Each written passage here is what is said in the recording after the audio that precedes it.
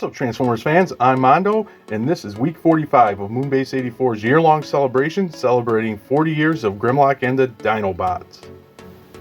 And for this week, I'm checking out another one of those strange Grimlocks that doesn't change into a T-Rex, and that is the Transformers Alternators Grimlock. So to start things off, this isn't actually my Alternators Grimlock. I've never actually owned this Grimlock. A good friend of mine let me borrow it so I could showcase it on the 40th anniversary, plus as a bonus. Now, because I've never messed with this toy ever before, so as a bonus I can decide if it's worth me tracking down a copy of my own. I will say this toy is appealing to me because the Ford Mustang, which Grimlock transforms into, as you see here, is one of my favorite all-time sports cars. And then of course we got Grimlock, my all-time favorite Transformer. But I know this figure is known to be a pain in the butt to transform, so a lot of people don't like that. So I wanted to mess with his copy to see if it's worth me tracking one down. So we'll take a closer look at his Mustang mode, and of course then we'll take a look at his robot mode. So one of the first things I noticed with this toy is that my friend told me this was the Alternators Grimlock, but when I did a little research on the toy before starting to film about what things like what year they came out, which is 2004, this might actually be the Binaltech Grimlock, which was Japan's Alternators line basically. And I say that because in the wiki, Transformers wiki, when I was looking up when it came out, said for the Japan version, the Japanese version from Takara obviously, it had metal doors, and the Alternators in America had plastic. And to me, this door feels like die-cast metal, so I think this is actually the Binaltech, but it's the same thing pretty much, except for there's die-cast parts with the Binaltech. But yeah, as you can see here is a very nicely done Ford Mustang, done in silver of course because he's Grimlock. And there's the front, really nice. I mean, if you didn't know this was a Transformer, you would think it was just a die-cast or whatever collectible car. It has rubber wheels, nice silver rims, and it rolls really nicely. It's kind of fighting me here because one of the features is that the wheels do turn, and the hood actually opens, and you can see the engine inside, which is cool. Some nice engine detail painted in silver. Oop. Click that back down. It is very finicky so far, just opening things. The doors do open, which is awesome. And then you do have some nice interior detail with the steering wheel and the shifter and things. A little dust. Whoa, pretty dusty in there. Should have checked that before I put it on camera. Sorry. But nice red seats. And then the last feature for car, I read that the trunk opens, and it does, so that's pretty cool. So yeah, really nice Mustang for his alt mode. I really like it. There's the back, has an Autobot license plate. It says Grimlock. You get the I think that's translucent plastic for the taillights. Yeah, I'm really loving it. He's Grimlock, so he's silver. It'd have been cool to see this in blue because I love blue.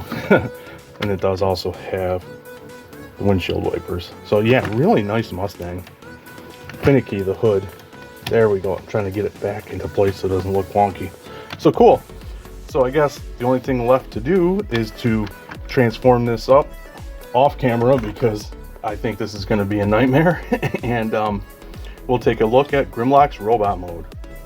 Also real quick, I just noticed he does have his sword, which is stored underneath, and there's some nice details there too, kind of like a Hot Wheels in a way, with the sculpt work for the undercarriage of a car, and his forearms and fists. So here's Alternators Grimlock in his robot mode, and I gotta say, while the transformation was very finicky, it wasn't a nightmare that some people make it out to be, thankfully, because I'm a hot mess sometimes when it comes to transforming more complicated Transformers. But it wasn't. I'm happy now because it wasn't as bad as some make it out to be. It wasn't the greatest transformation, wasn't a pleasant transformation, but it wasn't the total hellish nightmare. For me, the most annoying thing is that while transforming him, his doors like to pop off, and this back piece here likes to pop off. So, but besides that, yeah, it's a little finicky, but like I said, not quite as bad as I was fearing. As for the robot himself, I really like the robot mode for Grim here. He turns into a big, chunky bot. Also very traditional, like G1 style Autobot in design, meaning you have the hood for the chest, and his legs are the back of the car, and of course door wings. So very traditional Autobot, but the way it lays out for him, it gives him some beef, which I think a Grimlock should have. And I do think he looks really cool. Love that Mustang front end there for the chest. And again, the back end is very beefy. Of course, he's got his silvers and his red crotch piece. Very Grimlock. The only thing missing really from, like, if you wanted like the G1 colors, would be some hits of gold. But besides that, yeah, I really like him.